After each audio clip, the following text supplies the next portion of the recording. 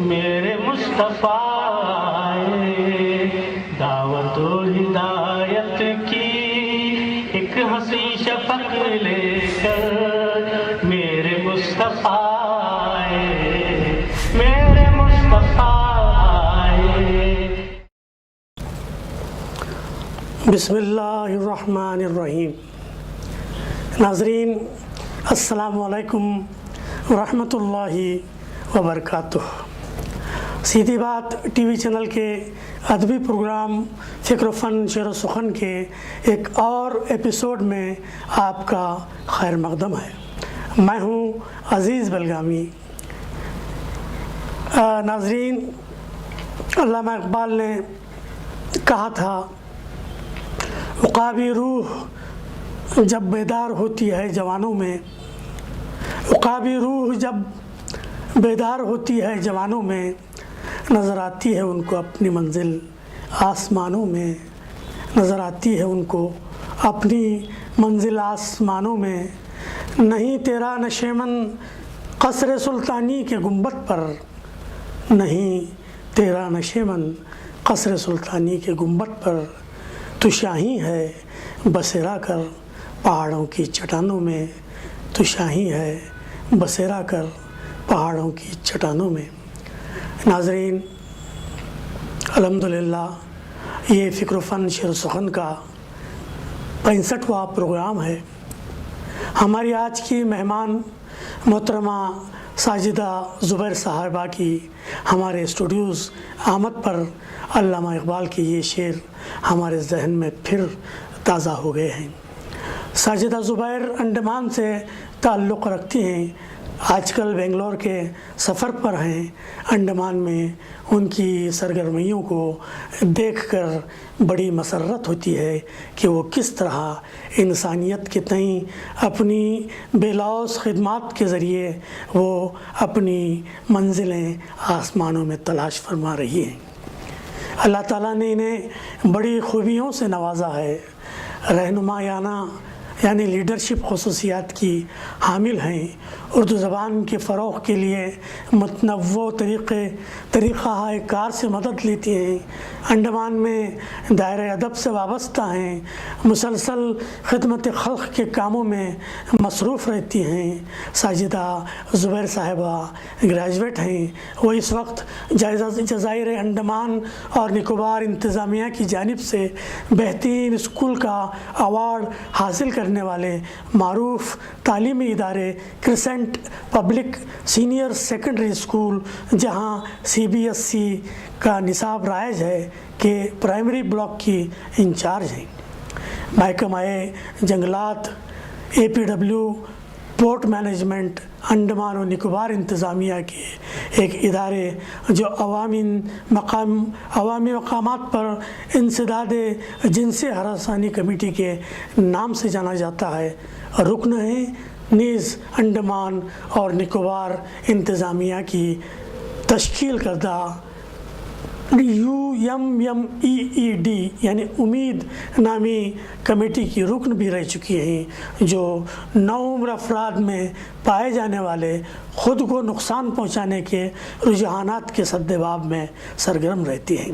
اس کے علاوہ 3 سال تا 70 سال کی عمر کے درمیان کے ایسے افراد کی کونسلنگ بھی فرماتی ہیں جو عام طور پر گھریلو تشدد، بدسلوکی، تناؤ، اضطراب و افسردگی جیسے مسائل سے جوجھ رہے ہوتے ہیں۔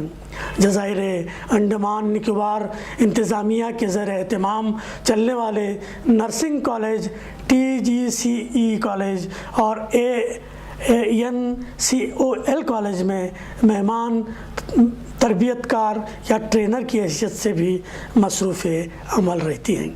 جزیروں کے مختلف سرکاری سینئر سیکنڈری اسکولوں میں بھی مستقل مشران کے پینل میں بھی آپ کا نام شامل ہے۔ جزائر کی آگاہی اور تربیت کی سماجی تحریک کی بھی رکن ہیں۔ ساؤتھ زونل کلچرل کمیٹی کی بھی سابق رکن رہی ہیں۔ جماعت اسلامی ہند کے شعبہ خواتین کی نائب صدر ہیں۔ नाजरीन, आइए हमारी मेहमान मोहतरमा साजिदा ज़ुबैर साहिबा की बेंगलोर आमद से फ़ायदा उठाते हुए उनसे बराह रास्त उनकी सरगर्मियों का तारुफ हासिल करते हैं। मोहतरमा साजिदा ज़ुबैर साहिबा सीधी बात टीवी चैनल के अदबी प्रोग्राम फ़िक्र फ़न शेर व सुखन में आपका खैर मक़दम है।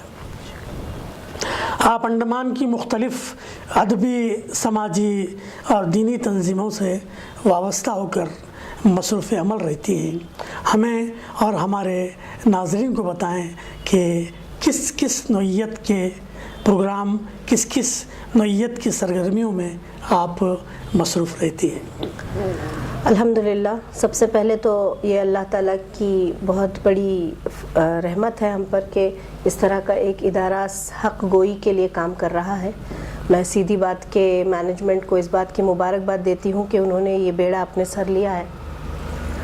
फिर उनका शुक्रिया अदा भी करना चाहूँगी कि उन्होंने मुझे इस लायक समझा कि मैं यहाँ आकर अपनी सरगर्मियों का ज़िक्र कर सकूं और उन चीज़ों की तरफ हमारे लोगों का या यहाँ के मौजूदा जो हालात हैं इनको सामने रखते हुए हमारी नौजवान नस्ल के साथ आजकल क्या हो रहा है इस पर हम कुछ गुफ्तगू कर सकें या उनसे रिलेटेड जो मेरे अपने आइडियाज़ हैं उनको मैं शेयर कर सकूं। सबसे पहले तो ये कि मैं एज अ टीचर एक प्राइमरी स्कूल की इंचार्ज हूँ जहाँ पे मैं अंग्रेज़ी ज़बान और उर्दू की भी सब्जेक्ट्स को लेती हूँ। साथ ही साथ काउंसलिंग होती है बच्चों की, बड़ों की, स्टूडेंट्स की, पेरेंट्स की, और मुख्तलिफ़ किस्म के इदारे जो है मुझे इनवाइट करते हैं अलग अलग सब्जेक्ट्स को लेके, वो ड्रग अब्यूज़ हो या फ़िज़िकल अब्यूज़ हो, डोमेस्टिक वायलेंस हो, इन सारे इश्यूज़ पे मैं बात करती हूँ। फ़ीमेल इन्फेंटिसाइड यानी लड़कियों को पेट में ही मारा जाना, इन इश्यूज़ पे मेरे काफ़ी लेक्चर्स हो चुके हैं और इस तरह से कुछ पैनल्स हैं, कमिटीज़ हैं जिनकी मैं मेंबर भी हूँ। जी माशाअल्लाह, इन सरगर्मियों के दौरान आपकी कौन कौन सी सरकारी एजेंसियाँ आपकी मुवीद व माविन साबित होती हैं? शुरू से ही मेरा ये तरीका रहा है कि सरकारी एजेंसियों से थोड़ा सा दूर रहना ज़्यादा फ़ायदेमंद रहा है क्योंकि उनके अपने काम करने का एक तरीक़ाकार होता है जो हमारी आइडियाज़ के साथ कभी कभी इख्तलाफ कर जाता है। तो जो सरकारी एजेंसियां हैं उनके साथ जुड़कर हम काम तो करते हैं लेकिन एक इंडिपेंडेंट वर्क होता है। इसके अलावा मैं ज़्यादा प्रेफर करती हूँ कि मैं NGOs के साथ मिलकर काम करूँ जिसमें नुमाया है islander social movement for awareness and training, इस्मत जिसको हम शॉर्ट फॉर्म में कहेंगे, ह्यूमन टच एक ऑर्गेनाइजेशन है जो शराब नवेशी के ख़िलाफ़ एक बहुत बड़ी ज़िम्मेदारी अंडमान निकोबार आइलैंड्स में अदा कर रही है। इनफैक्ट ह्यूमन टच को जो है बहुत ही एक आला NGO का दर्जा हासिल है अंडमान में, और साथ ही साथ गवर्नमेंट के 2-3 इदारे हैं जिनके साथ हम मिलकर जो है डिफरेंट सब्जेक्ट्स पे या डिफरेंट इश्यूज़ पे हम अवेयरनेस प्रोग्राम्स वगैरह करते हैं, जिसमें पोर्ट मैनेजमेंट बोर्ड है और फॉरेस्ट डिपार्टमेंट है, APWD डिपार्टमेंट है, जो उनके वर्क प्लेसेस में जो औरतों के ख़िलाफ़ जो हरासमेंट होता है उनकी कंप्लेंट्स की जो कमेटी है मैं उसकी मेंबर हूँ और उनके जो भी इश्यूज़ आते हैं उनको हम पर्सनली डील करते हैं। माशाअल्लाह। साजिदा साहिबा, हमने सुना है कि ख़ास तौर से अंडमान के इलाक़े में तलबा में उनकी नाकामी के सबब, मुख्तलिफ़ किस्म की नाकामियाँ जो होती हैं उसके सबब उनमें मनफी रुझानात पैदा होते हैं और हम जानते हैं कि आप इस सिलसिले में उनकी काउंसलिंग फरमाते हैं। आप किस तरह तलबा का हौसला बढ़ाती हैं? मनफी रुझानात जो अंडमान निकोबार में पाए जाते हैं ये अक्रॉस एज है, ये सिर्फ नौजवान नस्ल में नहीं पाए जाते बल्कि देखा गया है कि ये किसी उम्र के साथ जुड़े हुए नहीं हैं और इनके कई सारे वजूहात हैं जिसकी डिटेल्स में मैं नहीं जाऊंगी वरना वक्त ज़ाया हो जाएगा। ہماری یہ کوشش ہوتی ہے کہ جتنی سٹنگز ہم کریں، جو بھی ایسا شخص ہو یا بچہ ہو یا بوڑھے ہوں یا عورت ہو مرد ہو، ان کے ساتھ ہم 2-3 سیشنز کرتے ہیں، ان کے ساتھ بیٹھتے ہیں، ہم کوشش کرتے ہیں کہ جتنا ہو سکے ہم ان کے منفی خیالات کو ریڈیوس کر کے ایک پازیٹیو تھنکنگ یا پازیٹیو اپروچ زندگی کی طرف لائیں، اور ساتھ ہی ان کے ساتھ ان چیزوں کو شیئر کریں جو ان کی زندگی میں پازیٹیوٹی لا سکتی ہیں. اس کے علاوہ ہم ان کو ہوم ورکس دیتے ہیں، تھراپیز دیتے ہیں، اور اس کے نتیجے میں جو ہے بہت ساری کامیابی ہمیں حاصل ہوتی ہے. محترمہ ساجدہ صاحبہ، ازدواجی زندگی میں خاص طور سے مسائل صرف انڈمان تک محدود نہیں ہیں، بلکہ یہ تو میں سمجھتا ہوں کہ عالمگیر مسئلہ بن گیا ہے. اس میدان میں بھی کافی کام کر رہی ہیں. تو گھریلو تشدد کے جو واقعات ہو رہے ہیں، اس میں آپ کا طریقہ کار کیا ہوتا ہے؟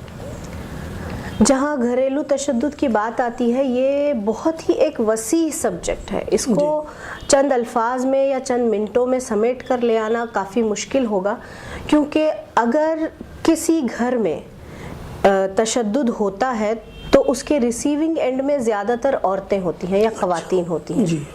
خواتین پر تشدد کیا جانا یا خواتین پر ظلم کیا جانا، یہ دراصل کئی صدیوں سے چلی آ رہی پیٹریارکی کا نتیجہ ہے. اس سوچ کو بدلنا یا اس سوچ کو پوری طرح سے ہٹانا سماج سے ایک بہت بڑا کام ہوگا، اور اس کی شروعات مجھے لگتا ہے ہمارے پیرنٹنگ اسٹریٹجیز پہ ڈیپینڈڈ ہے کہ ہم اپنے بیٹوں کو کس طرح کی تربیت دیتے ہیں. ہمیشہ ہم نے دیکھا ہے گھروں میں کہ بیٹیوں کو سکھایا جاتا ہے کہ تو سسرال جا کے کیا کرے گی یا سسرال میں نام کٹائے گی، صبر کرو. اس صبر کے چکر میں صبر کا جو بہت ہی خوبصورت ایک کانسیپٹ ہے، اس کو بدل کر برداشت بنا دیا گیا ہے، اور ظلم کو برداشت کرنا مومن کی عادت نہیں ہوتی.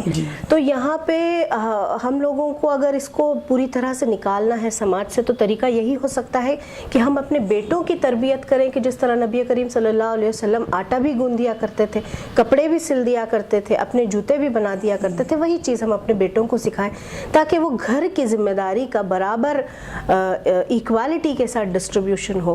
ہم جینڈر ایکوالٹی کی بات کرتے ہیں، لیکن یہاں پر جینڈر ایکوالٹی کو ہمیشہ سے بہت ہی فیمنسٹ گلاسز کے ذریعے سے دیکھا گیا ہے، کیونکہ جو فیمنسٹ موومنٹس رہی ہیں، ان موومنٹس نے بھی جو ہے یا تو عورت کو بہت زیادہ آزادی دے دی یا پھر عورت کو پوری طرح سے کچل دیا. تو بیلنس کہیں نظر نہیں آتا. جب تک ہمارے گھروں کے اندر رشتوں کے بیلنسز کو برقرار نہیں کیا جاتا، ہم یہ امید کر ہی نہیں سکتے کہ گھروں کے تشدد یا گھروں کے مسائل یا رشتوں کے مسائل کبھی حل ہو پائیں گے. ماشاء اللہ. آپ اپنے مقاصد کے حصول میں کسی بھی قسم کے ذریعے کو نظر انداز نہیں فرماتی ہیں.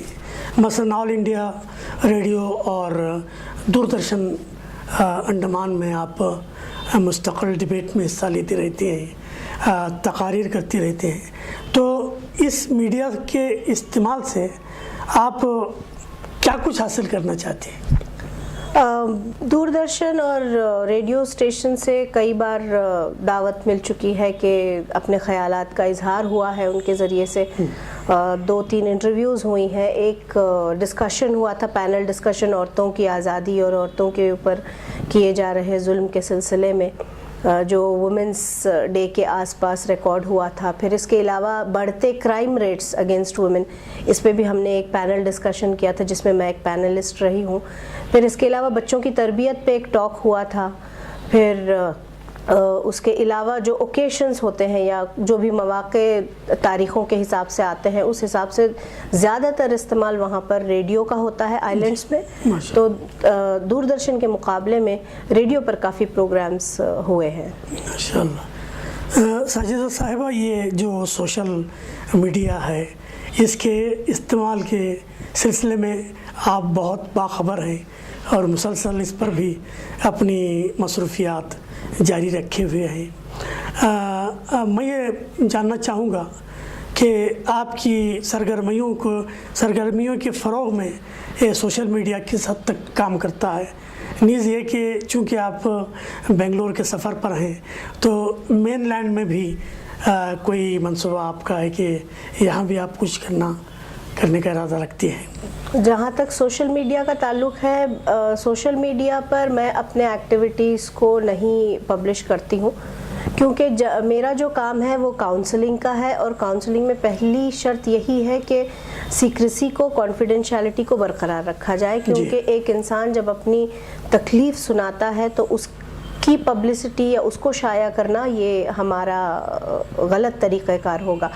تو میری کوشش یہی ہوتی ہے کہ بس لوگوں کے ساتھ کنیکشن سوشل میڈیا کے ذریعے ہو، اور اگر کوئی ایسا انسیڈنٹ جو مجھے شیئر کرنا ضروری لگتا ہے بچوں کی تربیت سے جڑا ہوا، یا عورتوں پہ کیے جا رہے ظلم یا ان کے خلاف کیے جا رہے کسی بھی کام کے سلسلے میں اگر مجھے کچھ شیئر کرنا ہے تو میں بغیر نام کے شیئر کر دیتی ہوں، لیکن اپنے ایکٹیویٹیز کو پبلش کرنا یہ میں نے اعلانیہ چیریٹی والی کانسیپٹ کے خلاف ہوں، تو اسی لیے کہیں بھی کوئی چیز میں پبلش نہیں کرتی۔ ریاکاری کا کوئی الحمدللہ ابھی تک تو نہیں ہے۔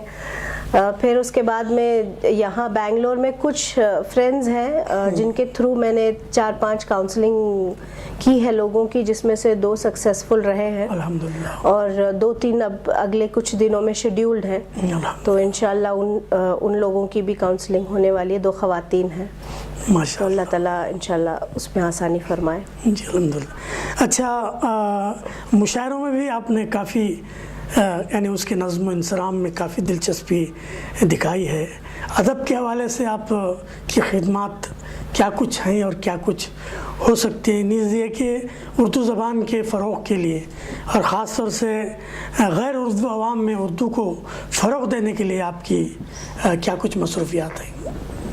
اردو زبان جو ہے ہمارے گھر کی زبان رہی ہے، اور ایک صوفیانہ ماحول گھر پہ رہا تھا بچپن سے ہی۔ علامہ اقبال اور حفیظ میرٹھی صاحب اور آپ کے اشعار بھی جو ہے ہمارے گھروں میں گنگنائے جاتے تھے، انہی کے ساتھ ہم پلے بڑے ہیں، اور اردو زبان میں ہی ہماری تعلیم و تربیت ہوئی ہے، تو اس حساب سے شاعری اور ادب سے کافی جڑے ہوئے رہے۔ اور ایک بار ایک کوٹ پڑھنے کو آیا خوشونت سنگھ کا، جس میں لکھا گیا تھا کہ عشق کرنا ہے تو اردو سیکھیے، اردو سیکھنا ہے تو عشق کیجیے۔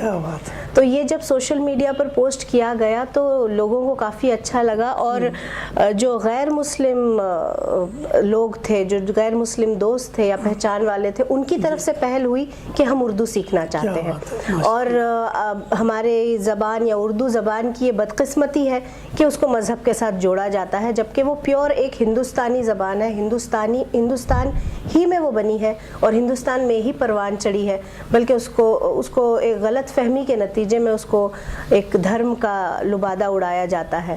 تو جب فرمائش آئی کہ ان کو اردو سیکھنا ہے تو واٹس ایپ کے ذریعے سے اردو سکھائی گئی، بیسک اردو سکھائی گئی، اور انڈمان نکوبار کے دائرہ اردو ادب کے زیر اہتمام ایک مشاعرے کے دوران ان کو سند بھی دی گئی، certificate of appreciation for learning the basics of Urdu, یہ ان کو فراہم کیا گیا۔ یہ ایک بہت بڑی کامیابی رہی، اور جس کا دوسرا بیچ انشاءاللہ بہت جلد شروع ہونے والا ہے ماشاءاللہ، جس میں زیادہ تر غیر مسلم ہی ہے۔ جی اب آخری سوال میں آپ سے کر رہا ہوں، وقت کی کمی کے سبب میں انٹرویو کو سمیٹنا چاہتا ہوں۔ آخر میں پہلے تو یہ بتائیے کہ فکر و فن شعر و سخن کے بارے میں آپ کے کیا تاثرات ہیں، نیز یہ کہ آپ نوجوان نسل کو ہمارے چینل کے ذریعے کیا پیغام دینا پسند فرمائیں گے؟ آج کی نوجوان نسل ادب، لٹریچر، کتابوں سے کافی دور ہے۔ اگر فکر و فن شعر و سخن ایک ذریعہ بن سکتا ہے نوجوان نسل کو لٹریچر یا ادب کی طرف کھینچنے کا، تو مجھے لگتا ہے کہ بہت بڑی کامیابی ہوگی اس پروگرام کی۔ الحمدللہ۔ اور میں ایز اے کاؤنسلر نوجوان بچوں کو یہ سجیشن یا ایڈوائز یا پھر مشورہ دینا چاہوں گی کہ اپنے وقت کا صحیح استعمال، کتابوں سے جڑے رہنا اور ورچوئل دنیا سے باہر نکلنا، یہ آپ کی صحت کے لیے بہت بڑی چیز ہے ماشاءاللہ، کیونکہ آج کی نوجوان ورچوئل دنیا یا ورچوئل دکھاوے پہ اتنی زیادہ ڈیپینڈڈ ہے اور ہم دیکھتے ہیں کہ انسٹا کے ذریعے سے انفلوئنسر نام کا ایک لفظ استعمال ہوتا ہے جو ہماری زندگیوں کو انفلوئنس کرتا ہے. ہمیں یہ سمجھنا ہوگا کہ جو تصویریں ہم سوشل میڈیا پہ دیکھتے ہیں اس کی سچائی بہت کم ہوتی ہے.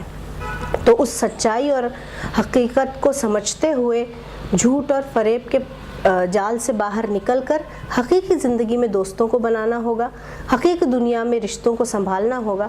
تب جا کے ایک بہت ہی پیسفل اور بہت ہی بڑے دل والا ہم سماج بنا پائیں گے, ورنہ ایک خود غرض سماج کے بننے میں دیر نہیں لگتی. جی وقت کی کمی کے سبب میں یہاں پروگرام سمیٹ رہا ہوں, حالانکہ خواہش تھی کہ مزید موضوعات پر آپ سے استفادہ کیا جائے. بہت بہت شکریہ ساجدہ زبیر صاحبہ کہ آپ نے اپنی شرکت سے فکر و فن شعر و سخن کو رونق بخشی اور اپنے تجربات و احساسات سے ہمیں اور ہمارے ناظرین کو نوازا. بہت بہت شکریہ. ناظرین, یہ تھیں انڈمان کی ایک فعال سماجی خدمتگار جو ہم سے محو گفتگو تھیں. ناظرین, اب ہمارا وقت ختم ہو چلا ہے. انشاءاللہ کسی اور ادبی شخصیت کے ساتھ ہم جلد حاضر ہوتے ہیں. تب تک کے لیے اپنے میزبان عزیز بلگامی اور ہماری مہمان ساجدہ زبیر صاحبہ کو اجازت دیں. والسلام علیکم ورحمۃ اللہ وبرکاتہ. شکریہ. میرے مصطفیٰ دعوت و ہدایت کی ایک حسین شفق لے کر. میرے مصطفیٰ